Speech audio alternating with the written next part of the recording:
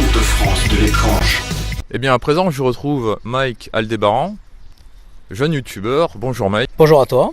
Eh bien, ça me fait plaisir que tu répondes à mes nombreuses questions parce que ça fait longtemps que je te croise au repas ufologique de Toulouse. C'est ça fait longtemps et on se voit aussi dans les environs de Rennes-les-Bains, de Garache, dans des recherches communes.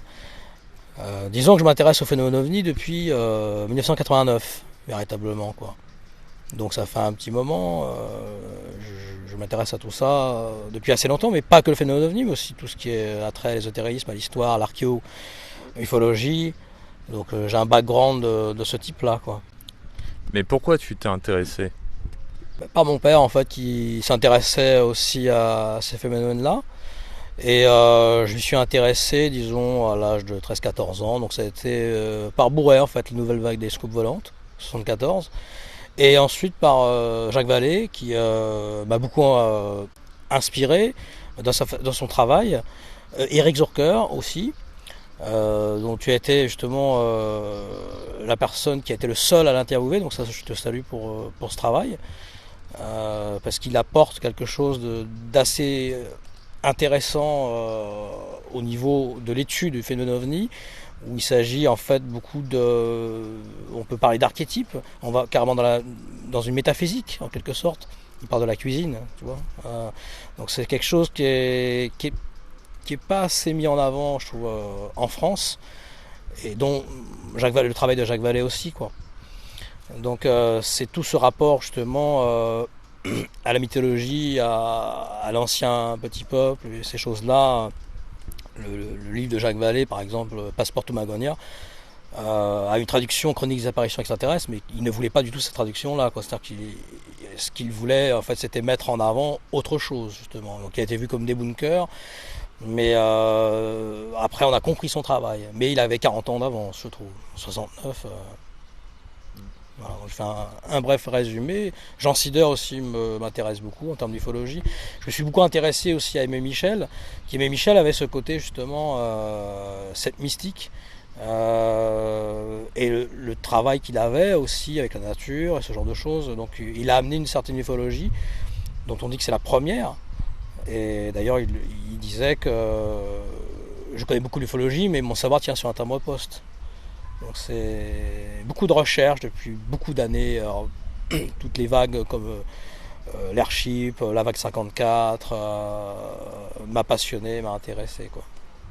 Je suppose que tu as dû avoir des observations assez particulières dans le paranormal, dans l'ufologie. C'est laquelle qui t'a le plus marqué ? Bon, j'ai vu quelque chose à Montferrand, donc qui est pas loin de Rennes-les-Bains. Je ne sais pas vraiment s'il s'agissait d'OVNI. Disons que c'était un point lumineux qui est apparu plusieurs fois dans la montagne, qui est apparu plus loin. Ça pouvait pas être un drone parce que la façon dont c'était, on a pu même le filmer, mais ça ne donnait pas grand chose avec un iPhone. C'était il y a 2 ans. Mais je ne saurais pas dire de quoi il s'agissait. C'est-à-dire qu'en fait, c'était un point qui apparaissait, qui réapparaissait plus loin. Ça durait à peu près un quart d'heure dans la montagne assez au fond, et surtout qui apparaissait, qui s'éteignait et même au-dessus de la montagne, et après ça disparaît. Alors, ce genre de choses. Mais après j'ai pas forcément vu beaucoup de choses. Je me suis beaucoup intéressé au sujet, disons, surtout.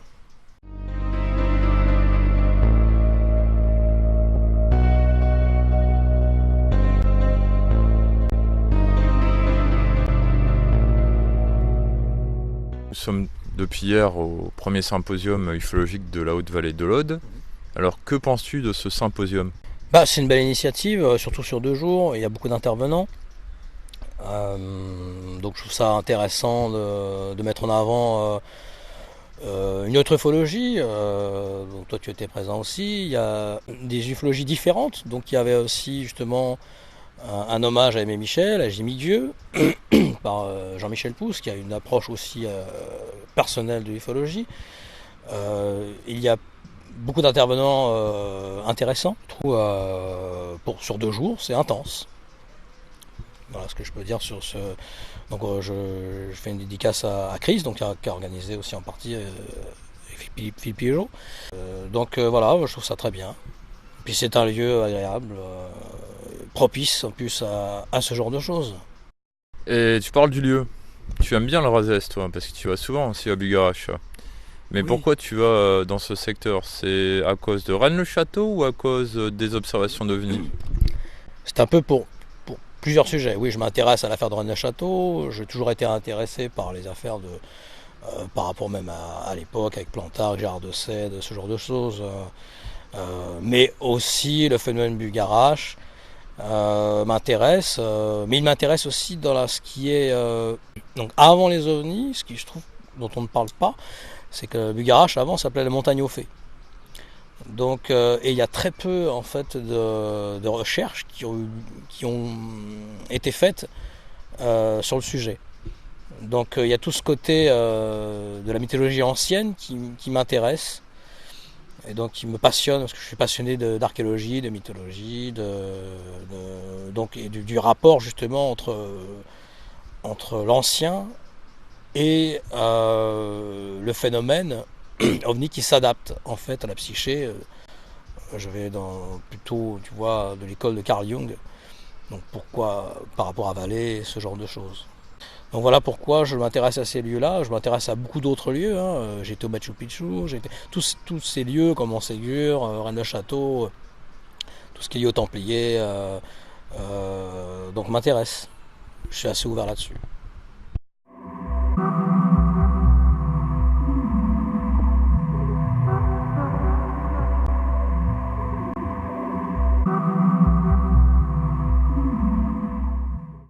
Tu as créé une chaîne YouTube. Peux-tu nous en parler? Voilà, j'ai créé une chaîne YouTube parce que ça fait des années que je fais déjà de la radio, de la programmation musicale. Et donc ça fait plus de 10 ans. Mais ça me prenait beaucoup de temps.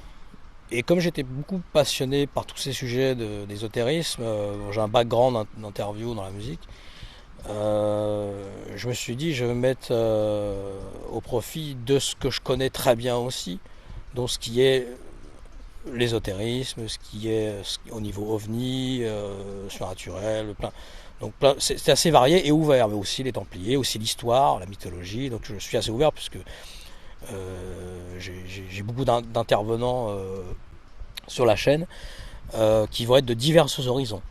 Voilà, donc pas spécialement l'ufologie, mais en partie oui. Et quel est le nom de ta chaîne? Donc ce sera Mike Aldébaran, tout simplement. Donc voilà, il y aura pas mal de contenu. Donc ce sont beaucoup d'interviews assez fouillées. Je vais au fond du sujet. J'aime aller chercher les choses derrière les choses, en fait, ce qui n'apparaît pas au premier abord. Voilà, c'est ça qui m'intéresse, en fait. Et pour tes abonnés, Oui. Quels sont les buts pour eux? Les buts, c'est justement d'apporter une connaissance quand même assez, on va dire, initiatique, c'est-à-dire qu'en fait, c'est sûr que ça ne parlera pas spécialement à tout le monde, mais il faut avoir certaines références quand même, tu vois. Il faut comprendre certaines choses par rapport au phénomène, il faut avoir des notions un petit peu, donc j'aime bien aborder ce sujet-là, mais de façon justement précise, pointue, et en même temps efficace. Ce que je peux dire sur la chaîne et sur les abonnés. Donc ce sera des personnes qui sont assez ouvertes sur beaucoup de sujets, on va dire. J'ai pas d'avis tranché, j'ai une ouverture d'esprit qui fait que je n'ai pas de barrière mentale en quelque sorte. Je m'intéresse à plein de choses.